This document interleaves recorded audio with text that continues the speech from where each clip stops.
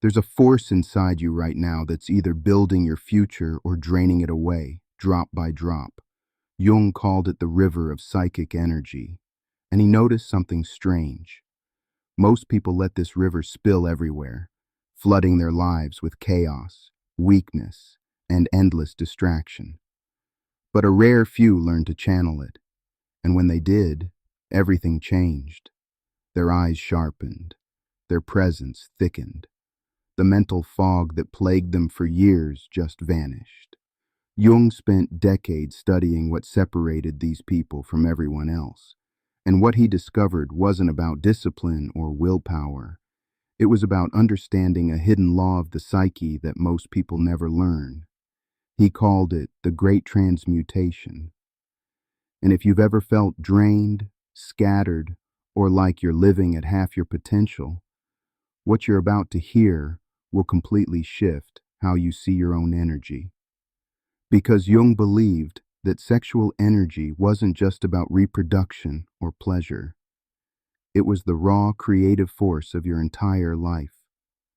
And how you handled it determined whether you'd become weak and fragmented or focused and unstoppable. Let's go deep. Jung didn't see sexual energy the way everyone else did. While Freud obsessed over it as the root of neurosis, Jung saw something bigger. He understood libido not as sexual desire alone, but as the totality of psychic energy, the life force, the creative fire that powers everything you do, from the most basic survival instincts to your highest artistic and spiritual pursuits. Think of it like this. You have a river flowing through you constantly. This river is your vitality, your focus, your ability to create, to connect, to build something meaningful. But here's the problem. For most people, this river has no direction. It floods everywhere. They're constantly leaking energy through distraction, through mindless pleasure-seeking, through activities that give a quick hit but leave them emptier than before. And Jung noticed that men who constantly released their sexual energy without awareness were like farmers opening the dam every single day, watching their fields flood and their crops drown. There was no discipline, no channeling, just constant spillage. He saw this in his patients over and over. Men who couldn't focus, men who felt weak, anxious, unable to commit to anything meaningful. And when he dug deeper, he found the same pattern. These men were living in what he called a state of psychic fragmentation. Their energy was scattered. They had no center. But the ones who learned to contain and redirect that energy, they became different people entirely. Jung didn't promote semen retention as some kind of moral rule or religious practice. He saw it as a psychological law. When you retain your sexual energy, you're not suppressing it. You're not denying it. You're giving it a higher purpose. You're letting the river fill the reservoir instead of letting it drain into the dirt. And that reservoir becomes the power source for everything else in your life. Your creativity surges. Your mental clarity sharpens. Your emotional stability deepens. You stop being reactive and scattered, and you start becoming coherent and purposeful. This is what Jung meant when he talked about psychic energy transformation. The same energy that could be wasted in a moment of impulse could instead fuel weeks of focused creative work, deep relationships, or spiritual insight. But here's the thing. Most people don't even realize they're bleeding energy. They think it's normal to feel tired, distracted, and weak. They think it's just how life is. But Jung knew better. He understood that this chronic exhaustion wasn't natural. It was the result of constantly draining the very force that was meant to build your life. The men who retained and redirected their sexual energy didn't just feel better. They became more magnetic, more present, more capable of handling life's challenges without falling apart. Their nervous system stabilized. Their minds stopped racing. They could finally think clearly because they weren't constantly flooded with the chemical and psychological aftermath of energy depletion. Jung called this the first step toward individuation, the journey of becoming whole, and it started with recognizing that you had a choice. You could keep letting the river spill, or you could learn to direct it. Here's where Jung's understanding gets really interesting. He didn't just say, don't waste your energy. He explained how to transform it, and this is where most people get it completely wrong. They think retention is about white-knuckling through urges, gritting your teeth and resisting temptation. But that's not transformation. That's just repression. And repression, as Jung knew, always backfires. Real transformation happens when you give that energy a new symbol, a new direction, a new purpose. Jung studied alchemy extensively, not because he cared about turning lead into gold, but because he recognized that the alchemists were actually describing psychological processes. They were talking about the transmutation of base desires into higher consciousness, and sexual energy was the ultimate raw material. In alchemical terms, sexual energy is the prima materia, the first matter, the chaotic, powerful, undifferentiated force that contains all potential. Left in its raw state, it controls you. It makes you impulsive, reactive, driven by immediate gratification. But when you learn to refine it, to heat it in the furnace of awareness and discipline, it becomes something else entirely. It becomes creative power, intellectual fire, spiritual depth. Jung called this process sublimation, but not in the Freudian sense. For Freud, sublimation was just redirecting sexual urges into socially acceptable activities. For Jung, it was something far more profound. It was the conscious transformation of instinctual energy into symbolic and creative expression. When you practice semen retention with awareness, you're not just holding back. You're consciously channeling that energy into your work, your art, your relationships, your spiritual practice. You're giving it form. You're turning raw power into structured creation. And this is where the magic happens. Artists who practice retention report creative breakthroughs that feel almost supernatural. Writers find words flowing effortlessly. Musicians compose with a clarity they've never experienced. Entrepreneurs solve problems that stumped them for months. Why? Because the same energy that drives reproduction is the same energy that drives creation in every form. Jung understood that sexual energy and creative energy weren't separate forces. They were the same river, just flowing in different directions. And when you stopped constantly draining it through impulsive release, that river could finally flow upward. It could nourish your higher faculties, your intellect, your imagination, your spiritual awareness. But here's the critical part. This transformation doesn't happen automatically. It requires consciousness. It requires you to actively engage with the energy, to feel it, to direct it intentionally. You have to give it a container, a purpose, a goal that's bigger than momentary pleasure. For some men, that container is their work. They pour their retained energy into building something meaningful, and they notice their productivity skyrockets. For others, it's physical training, and they break through plateaus they couldn't touch before. For others still, it's meditation and spiritual practice, and they access states of consciousness that seemed impossible before. The point is this: retention without transformation is just pressure, but retention with conscious direction is alchemy. It's the process of becoming more than you were. It's how you stop being ruled by your impulses and start becoming the architect of your own life. Now let's talk about what happens when you don't retain, when you constantly release without awareness. Jung was brutally honest about this. He didn't moralize, he simply observed the patterns. And what he saw was that men who lived in a state of constant sexual release existed in what he called psychic inflation, followed by collapse, a cycle of temporary highs and prolonged lows. Here's what actually happens on a psychological level. Every time you release, especially through casual or compulsive means, you're not just losing physical energy, you're fragmenting your psyche. The buildup of sexual energy creates a kind of psychic tension, and that tension, when retained and directed, fuels integration. It pulls the scattered parts of you together. It creates coherence. But when you constantly release that tension, you never build coherence. You stay fragmented. Your attention scatters. Your willpower weakens. Your sense of self becomes fuzzy and unclear.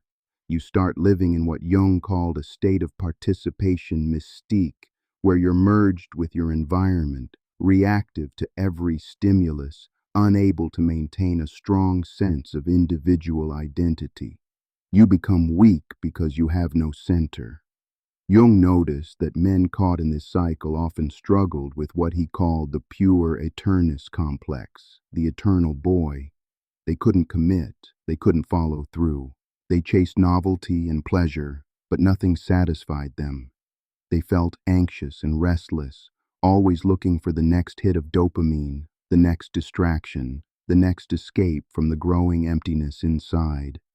And the cruel irony? The more they released, the more they craved release. Because each time they drained their energy, they felt weaker, and feeling weak made them seek comfort in the very thing that was weakening them. It's a downward spiral disguised as pleasure. Jung also observed something darker.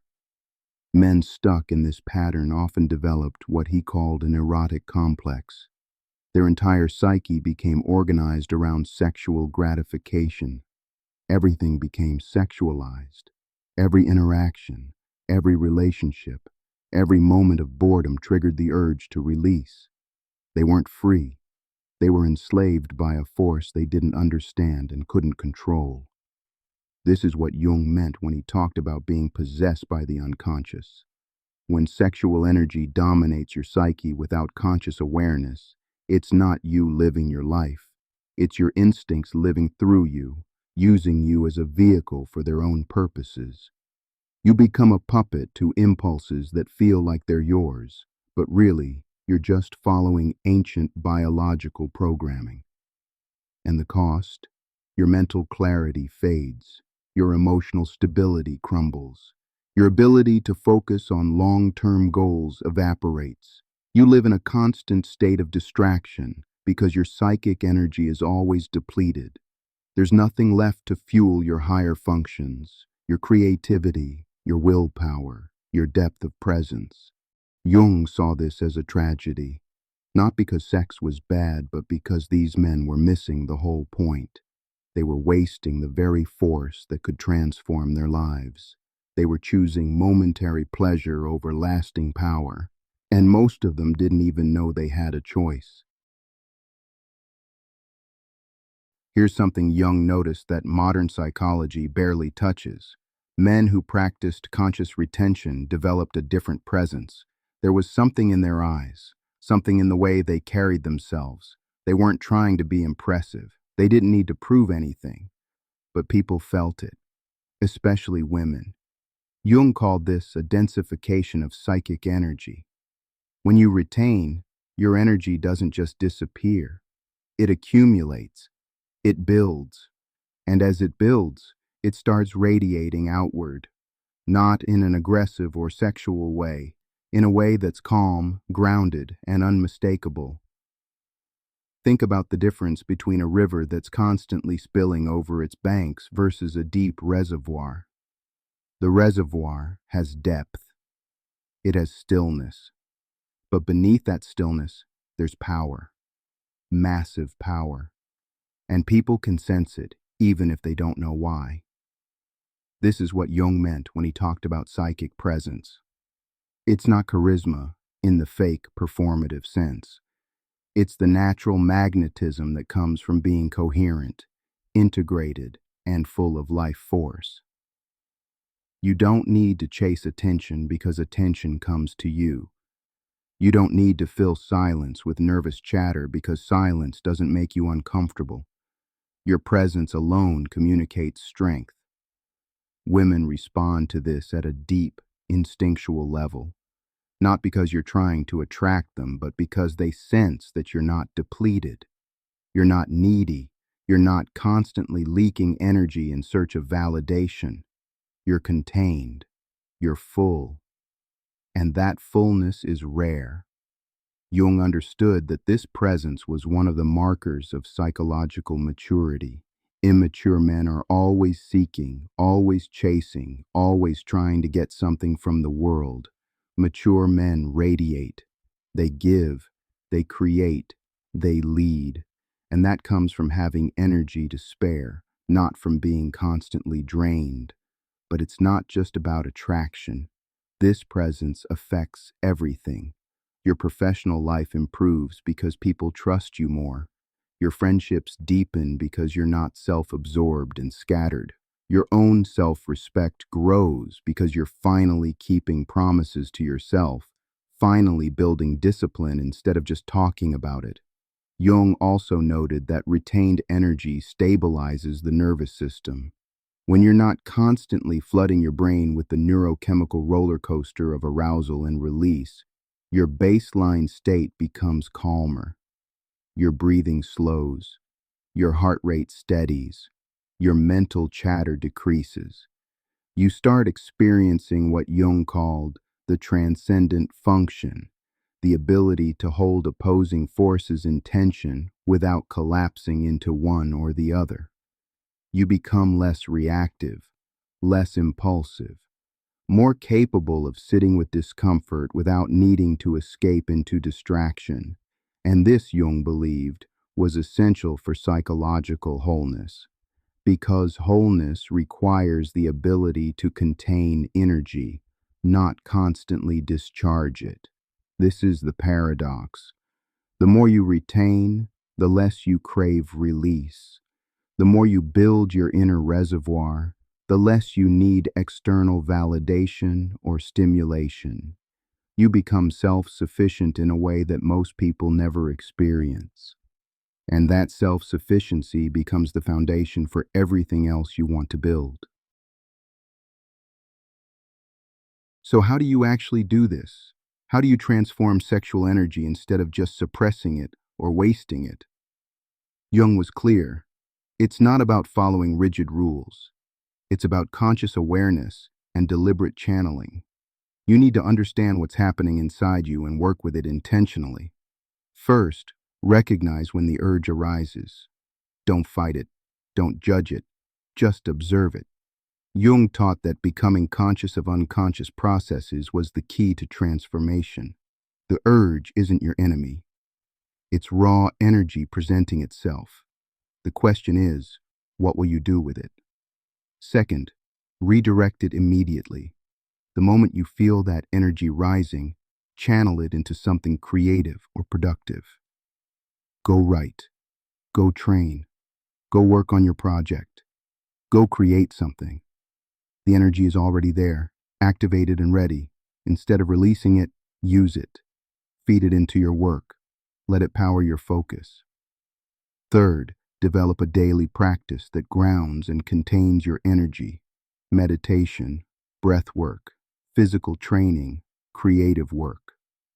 Something that requires discipline and builds your capacity to hold energy without needing to discharge it. Jung practiced active imagination, a technique where he consciously engaged with unconscious content through imagery and dialogue. You can do something similar by journaling, visualizing your goals, or simply sitting with the energy and letting it inform your awareness. Fourth, set a meaningful goal that's bigger than pleasure. Retention without purpose is just tension. But when you have a vision, a mission, something you're building toward, that energy has a direction. It flows naturally toward what matters most to you. And the more you feed it into your purpose, the more powerful that purpose becomes. Jung believed that this was the essence of individuation. Becoming whole meant integrating all parts of yourself, including your instinctual energy, into a coherent conscious identity.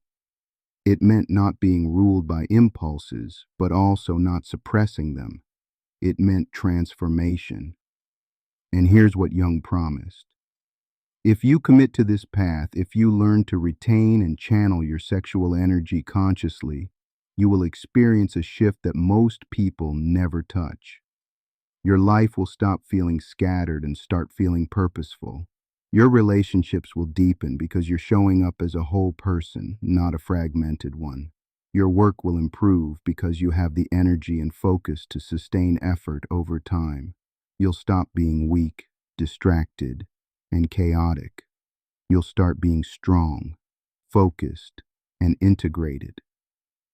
This is the path Jung walked. This is what he taught his students.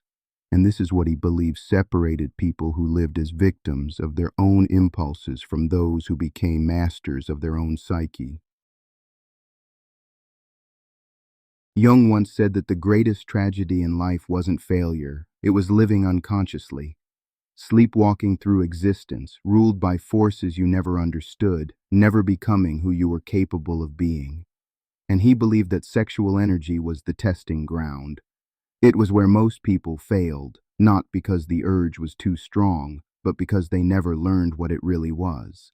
They never understood that the same force driving them toward momentary pleasure was the same force that could build empires, create masterpieces, and awaken spiritual depth. You have that force inside you right now. The question is, what will you do with it? Will you keep letting it drain away, leaving you weak and scattered? Or will you learn to channel it, transform it, and use it to build the life you actually want? Jung believed that this choice was the beginning of real power, not power over others, power over yourself, the ability to direct your own energy, to create your own reality, to become fully human instead of just another biological machine reacting to stimuli. This is what semen retention was really about for Jung. Not purity, not morality, but transformation. The alchemical process of turning base instinct into conscious creation. The path from chaos to coherence, from weakness to strength, from fragmentation to wholeness.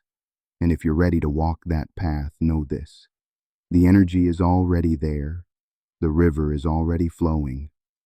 All you have to do is build the channel, direct the flow, and watch what you become when you finally stop wasting the very force that was meant to build you. The choice is yours. Always has been.